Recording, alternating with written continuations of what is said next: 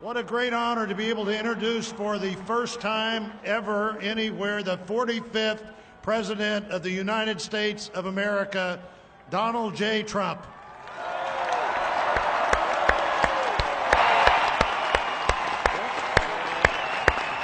I get that one right?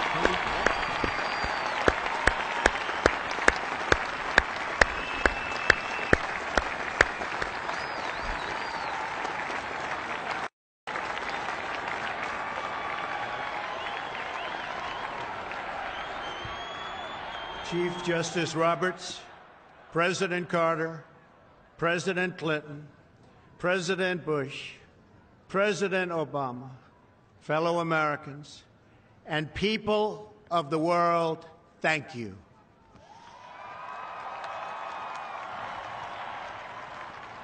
We, the citizens of America, are now joined in a great national effort to rebuild our country and restore its promise for all of our people. Together, we will determine the course of America and the world for many, many years to come. We will face challenges. We will confront hardships, but we will get the job done. Every 4 years, we gather on these steps to carry out the orderly and peaceful transfer of power.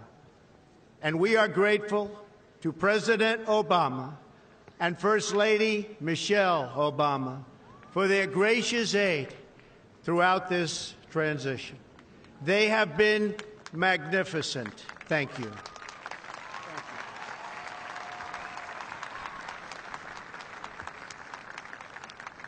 Today's ceremony, however, has very special meaning, because today we are not merely transferring power from one administration to another or from one party to another, but we are transferring power from Washington, D.C., and giving it back to you, the people.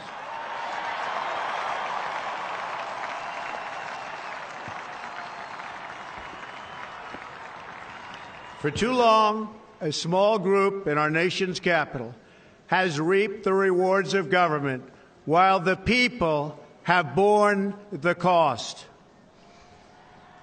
Washington flourished, but the people did not share in its wealth.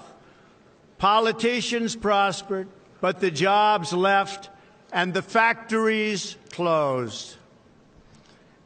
The establishment protected itself, but not the citizens of our country. Their victories have not been your victories. Their triumphs have not been your triumphs. And while they celebrated in our nation's capital, there was little to celebrate for struggling families all across our land.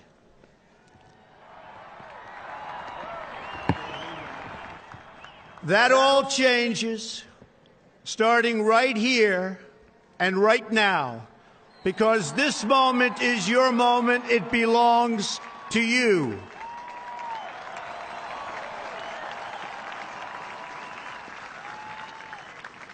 It belongs to everyone gathered here today and everyone watching all across America. This is your day.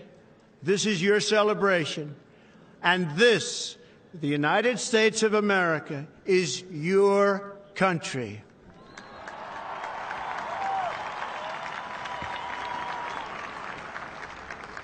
What truly matters is not which party controls our government, but whether our government is controlled by the people.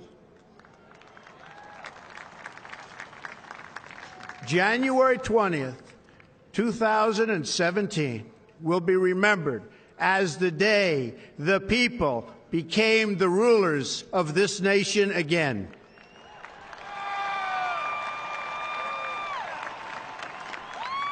The forgotten men and women of our country will be forgotten no longer. Everyone is listening to you now.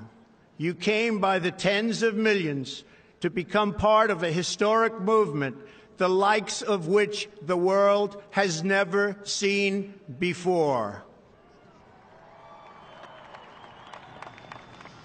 At the center of this movement is a crucial conviction that a nation exists to serve its citizens. Americans want great schools for their children, safe neighborhoods for their families, and good jobs for themselves. These are just and reasonable demands of righteous people and a righteous public. But for too many of our citizens, a different reality exists. Mothers and children trapped in poverty in our inner cities, rusted-out factories scattered like tombstones across the landscape of our nation, an education system flush with cash, but which leaves our young and beautiful students deprived of all knowledge, and the crime and the gangs and the drugs that have stolen too many lives and robbed our country of so much unrealized potential. This American carnage stops right here and stops right now.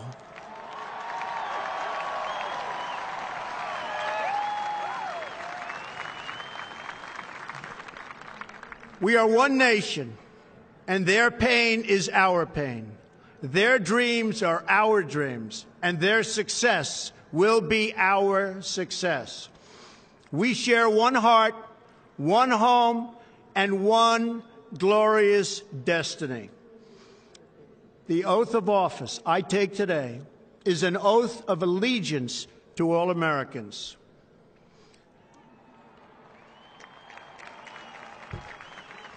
For many decades, we've enriched foreign industry at the expense of American industry, subsidized the armies of other countries while allowing for the very sad depletion of our military.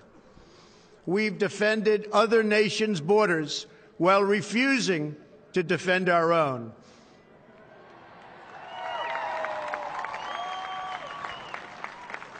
And spent trillions and trillions of dollars overseas while America's infrastructure has fallen into disrepair and decay.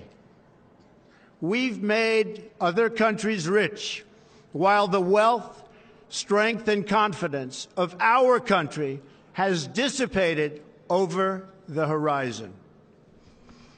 One by one, the factories shuttered and left our shores, with not even a thought about the millions and millions of American workers that were left behind.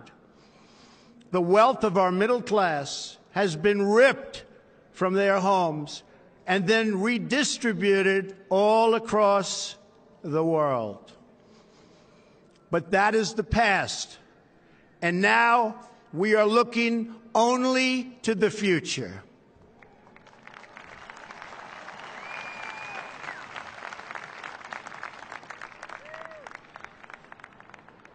We assembled here today are issuing a new decree to be heard in every city, in every foreign capital, and in every hall of power. From this day forward, a new vision will govern our land. From this day forward, it's going to be only America first. America first.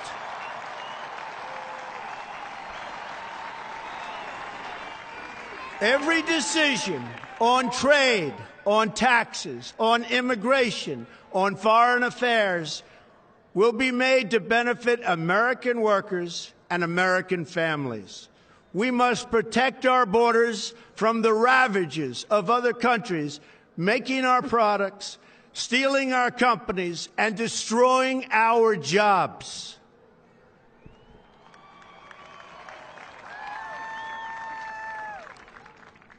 Protection will lead to great prosperity and strength. I will fight for you with every breath in my body, and I will never, ever let you down.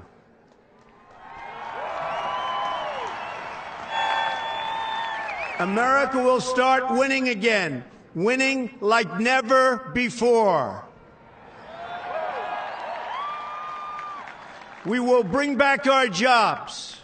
We will bring back our borders. We will bring back our wealth. And we will bring back our dreams.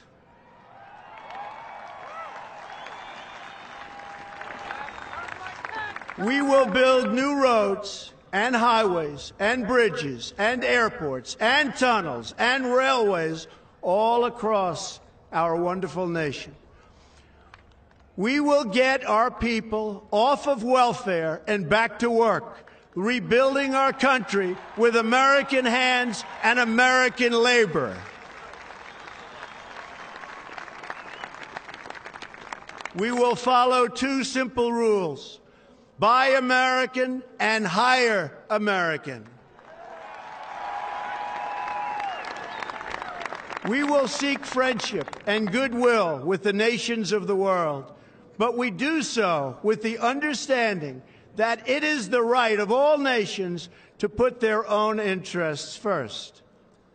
We do not seek to impose our way of life on anyone, but rather to let it shine as an example. We will shine for everyone to follow. We will reinforce old alliances and form new ones and unite the civilized world against radical Islamic terrorism, which we will eradicate completely from the face of the earth.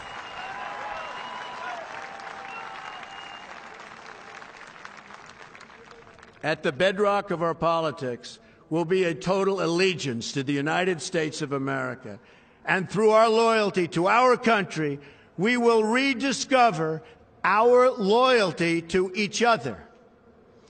When you open your heart to patriotism, there is no room for prejudice.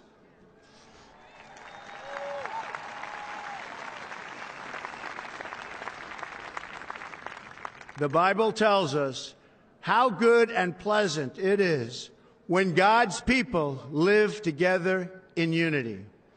We must speak our minds openly, debate our disagreements honestly, but always pursue solidarity. When America is united, America is totally unstoppable.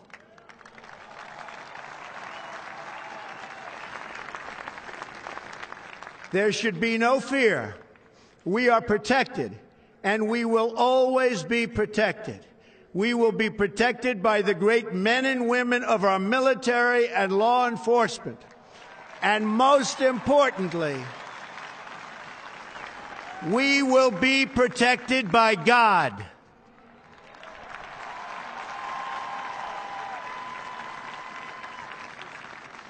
Finally, we must think big and dream even bigger.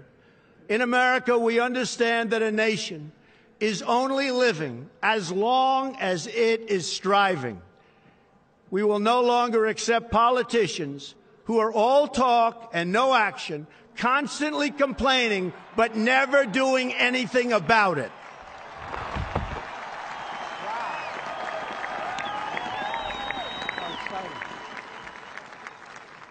The time for empty talk is over. Now arrives the hour of action.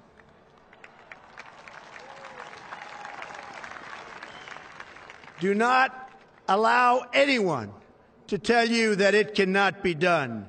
No challenge can match the heart and fight and spirit of America. We will not fail. Our country will thrive and prosper again.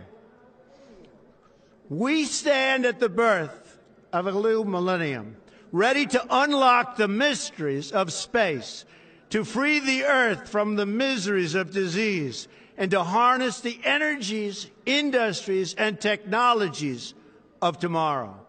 A new national pride will stir our souls, lift our sights, and heal our divisions. It's time to remember that old wisdom our soldiers will never forget, that whether we are black or brown or white, We all bleed the same red blood of patriots.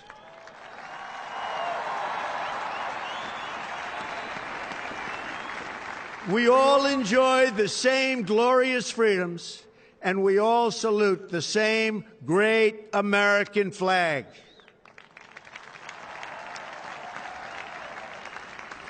And whether a child is born in the urban sprawl of Detroit or the windswept plains of Nebraska, they look up at the same night sky, they fill their heart with the same dreams, and they are infused with the breath of life by the same almighty Creator.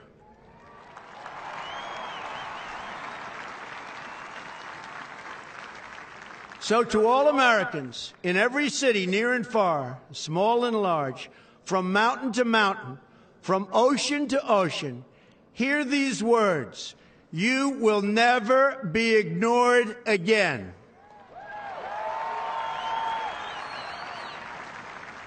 Your voice, your hopes, and your dreams will define our American destiny. And your courage and goodness and love will forever guide us along the way. Together, we will make America strong again. We will make America wealthy again. We will make America proud again.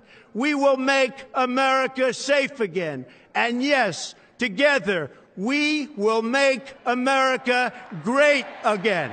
Thank you, God bless you, and God bless America. Thank you. God bless America.